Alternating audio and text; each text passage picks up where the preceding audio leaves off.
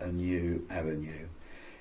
Anyway, this one is called A French New Year Resolution by John Ebrington, which is me, of course, my code name, my nom de plume. There we are. So here we go.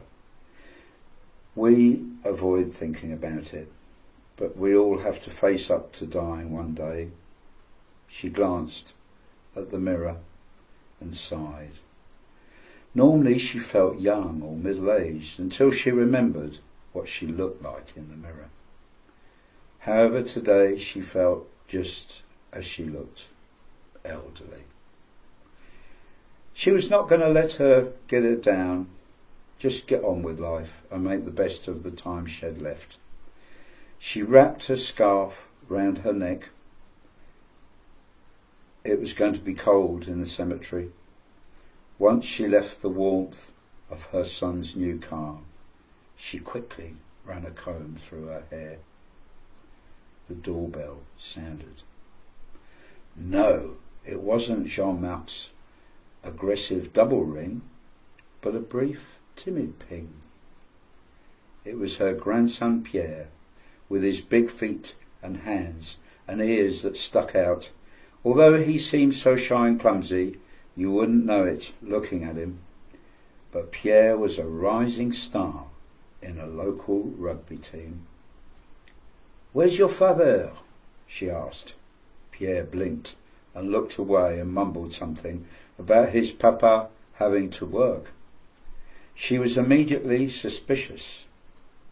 The dear boy's hiding something, she thought, but it's no good getting cross with him. No doubt he's only following his mother's orders.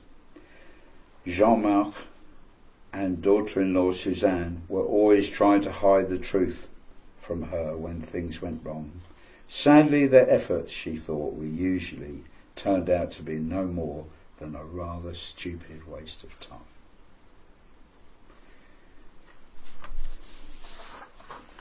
On closing the front gate, she looked back fondly at her house, with its white walls sparkling in the French January sun.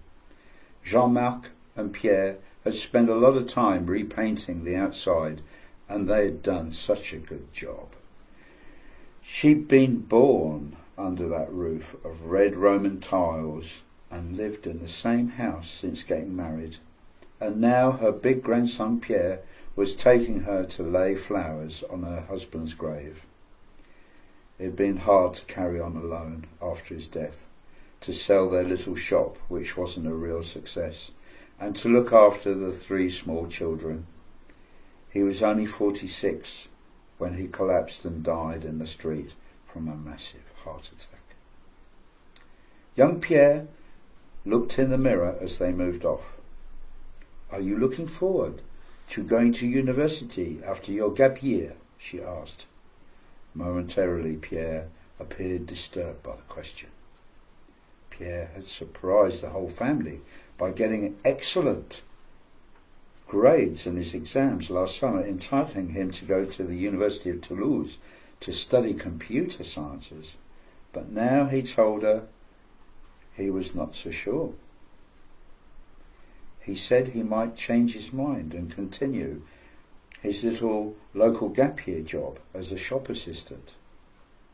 She raised her eyebrows, surprised by the sudden change of heart. Not only was a university degree going to be really useful for his future employment prospects, but the university at Toulouse was also going to provide him with excellent opportunities for developing his rugby. She looked at him intently and asked, "Why? Pourquoi? Why have you changed your mind?"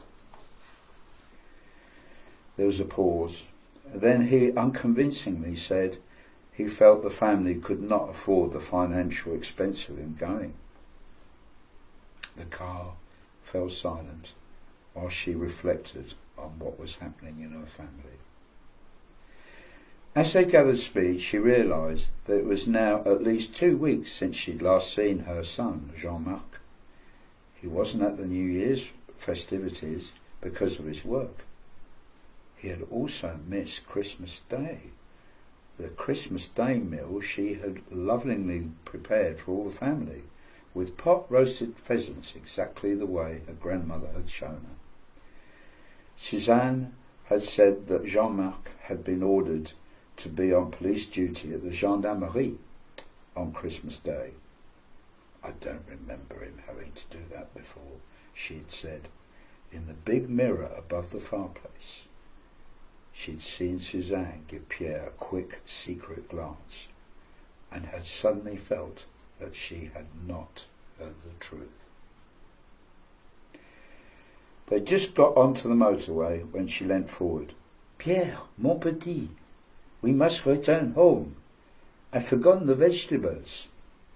She'd been upset that her policeman's son had failed to turn up. Distracted, she'd forgotten the box of produce from her vegetable plot. Trimmed and cleaned and left ready for the family. Pierre told her not to worry, stating he would collect them when he brought her home. He smiled, pointing out that they'd forgotten the main thing, the flowers for Grandpa's grave. She quietly looked at him. He started to become such a fine young man, not a bit like his father, who at times had been so difficult, always grumbling when things went wrong. Between the flats she saw the tall, dark spires of the cypress trees in the cemetery. The wind felt cold on getting out of the car. Pierre took one of the plastic mineral bottles by the water tap, filled it, and followed her to the grave. She removed the dead flowers from their last visit. This was the family vault that she had managed to pay for despite everything when she became a widow. The polished slabs shone in the sunlight. This was where she too would in due course be buried, when she would rejoin her husband. He was so handsome when they married. Pierre had some of his features and a similar temperament, even talking like him at times. She quietly looked at Pierre and smiled. Pierre then took her arm as they walked back to the car in silence. Suzanne opened the door to them, looking fresh and well groomed, and kissed them both on both cheeks. There was the delicate smell from the kitchen of roasting lamb and garlic. She sometimes had arguments with Suzanne, but then there was no doubt that her son had picked a really good cook. Suzanne took her coat and invited her to sit down as the food was ready. She asked Suzanne, where was Jean-Marc? Why hadn't he collected her? Suzanne had told her to go through the dining room where he was there waiting. On going in, she observed him sitting in the dark corner near the glazed door to the balcony. With the bright sunlight on the net curtains, she could hardly see at first. Then, as she began to be able to see him properly, she realised that he was ill. He looked ashen grey and was silent. She turned and asked Suzanne, what has happened to him? Suzanne suddenly lost her stiff reserve and burst into tears, and explained that Jean-Marc had only 3 days before Christmas experienced a very serious heart attack. They only just managed to get him to hospital in time. The doctors said that he won't be able to work or drive a car again. She said nothing as Suzanne spoke, but cried quietly. Jean-Marc was like his father, but this time they'd managed to save him. She knew they had been keeping something from her over Christmas. She asked, why hadn't they informed her of Jean-Marc's illness? After all, she was his mother.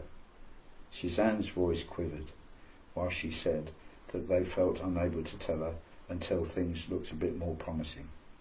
But look, they had let him out of hospital early so she could see his mother today. The following day, She had a determined look on her face, walking around the local town, clutching her handbag tightly. It was market day, but she had more important things to do than shopping or chatting with acquaintances. She'd spent half the night searching for things around her house. Despite feeling tired, she was a woman on a mission. First, she went to the jeweller's, where she sold an old gold watch and all her jewellery. No point keeping these heirlooms anymore. The shopkeeper, who knew her, gave her a fair price for them. She felt he couldn't exactly cheat an 82-year-old lady who had still had all her faculties. Just think of the bad publicity that had he done so. She graciously thanked the shopkeeper and hurried to deposit the money he gave her. Next, she went to see the notaire. Notaire is a French solicitor. They exchanged pleasantries, and as she sat down in front of the lawyer's big desk, he wished her a happy new year and asked about the family. She quickly explained how Jean-Marc had experienced a heart attack, leaving him almost bedbound. The notaire murmured sympathetically. He took off his glasses and leant back whilst he listened. She told him she had reached a decision over her property. The lawyer looked interested as she described what she had inherited from her parents, her house, the barns, the fields that the neighbours had rented for years. She explained how Jean-Marc and Pierre had been very good to her by spending a lot of time doing improvements on the home. She was concerned that Pierre had changed his mind about going to university. Having been keen to go, he had decided not to because of his father's illness. She was determined to help Pierre and had promised to go if the money for his fees and accommodation could be found. But naturally, she conveyed her main worry was her son, Jean-Marc. He could never drive again. As Suzanne had never learnt, it was a hopeless situation. She paused, then asked the notaire if he would be surprised to learn that she had 2 other grown-up children. He replied that in his job nothing ever shocked him. She said that she had a younger son, Henri, who was a chef and who had gone to Australia over 20 years ago. She hadn't seen him since. He never wrote, but normally gave her a telephone call around every Christmas. It was hurtful, but she had completely lost contact with her daughter Carole, who had gone off with a slimy married man from Marseille. They were staying in her house when she caught him stealing money from her handbag. She told them to go and had never seen them since. It worried her that on her death, her 3 children all had to get an equal share of her property under French law.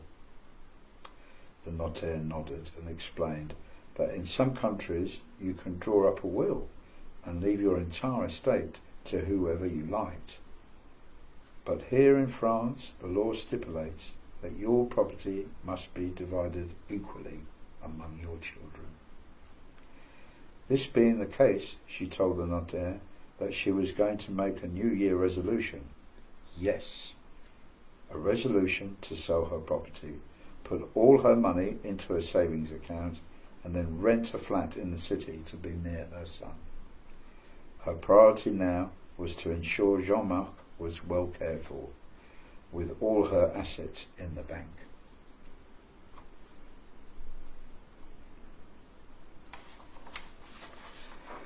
The notaire confirmed she was right. Money in the bank could be split 3 ways easily, and property can't. So even if her daughter could not be traced, her sons could have 1/3 of the money quite quickly. She took out the documents relating to her house from her bag and instructed the notaire to immediately put her house and land up for sale. 3 days later, the baker's wife arrived in her little blue van and saw the baguette that she'd left on the porch the previous day was still there. And then she realised that all the shutters were shut.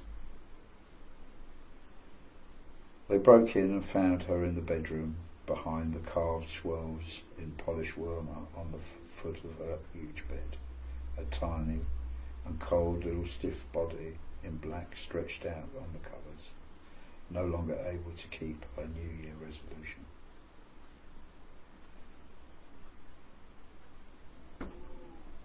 That day later, Pierre blinked at the familiar writing on the envelope that arrived in the post.